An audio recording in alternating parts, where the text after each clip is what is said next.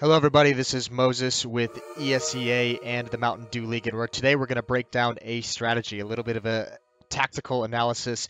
This is the Team Liquid taking on Astralis at ESL 1 New York, and this is the first map of the series on Inferno. I'm going to show you a little bit of what goes wrong for Team Liquid because they end up losing this pistol round, and it's for a very simple reason, in all honesty. So we'll just get right into it.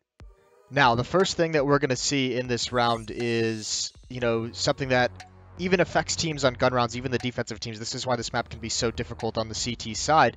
We're going to notice, first of all, it's going to be Stanislaw and Twist are going to get a little bit of aggressive down mid. And the reason for this is because they want to find some kind of advantage for their team. And on a map like Inferno, where you're forced to play so far back, forced to play so passively, it can sometimes be difficult. So this entire push is either one, to get a single kill and alleviate some of the pressure that's going to come later on during the execution, or just to get information of where exactly Astralis is. And as soon as that's failed, you can see they bail out as quick as humanly possible. Now this is where they make the mistake. As they fall back, you'll notice it's Twist. He's here in the bomb site, Stanislaw as well, and they're actually going to double up into the site.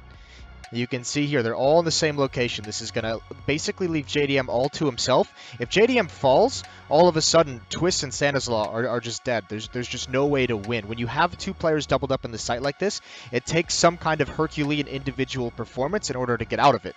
And this is something where, if you'll notice, there's plenty of time for them to adjust. There's plenty of time for one of them to get anywhere in the pit. You set up a crossfire, one in the site, one in the pit, or you have someone peering off of the balcony, graveyard, anything that you can do to set up a crossfire. But when you have two players in the site, the attack only has to focus on one location. The importance of this defense is now on JDM, and we'll see here. He gets into a little bit of trouble. He's going to get forced back off of this angle, and he just has to survive, basically. If he falls here, this defense just becomes so much more weakened. And you'll notice, he takes his shot, he falls back. He should not be sticking around for that fight.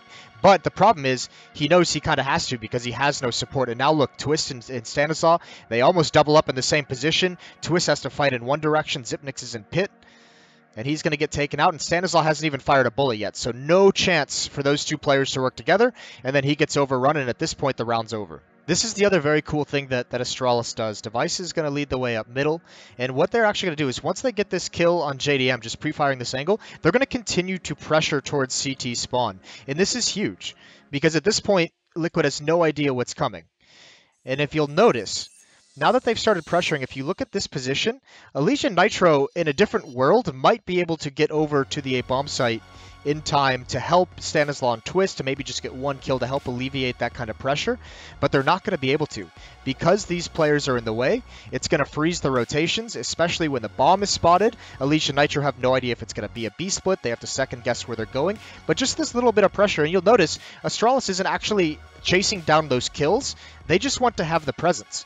They just want the defenders from the B bomb site to realize that it's a possibility, and that's going to freeze them in their tracks. And that's the real strength of how Astralis does this, because Nitro and Elysian have to be so cautious as they rotate over. Now they have to be aware of what could be in library, and they basically also just have to hustle at the same time. But just that little bit of delay that Astralis caused by having presence in towards CT spawn is what allows this site to fall so easily. And that's basically the pistol round. Broken down the decision of Team Liquid. Started out with a very cool idea to try and get some kind of a kill. Twist and Stanislaw trying to find kill or some kind of an elimination to help their team. But really this round is decided at the exact moment that Stanislaw and Twist decide to double up in the site way too early on in the round when they had plenty of time to get a better setup and a more effective setup. Remember, even on the gun rounds, if you have two players inside the bomb site, even then it's still a very difficult tactic to pull off. If you play two players inside the bomb site at A on Inferno, the weaknesses come from the lack of information, the lack of aggressiveness, and the amount of map control you're willingly giving over to the terrorist team.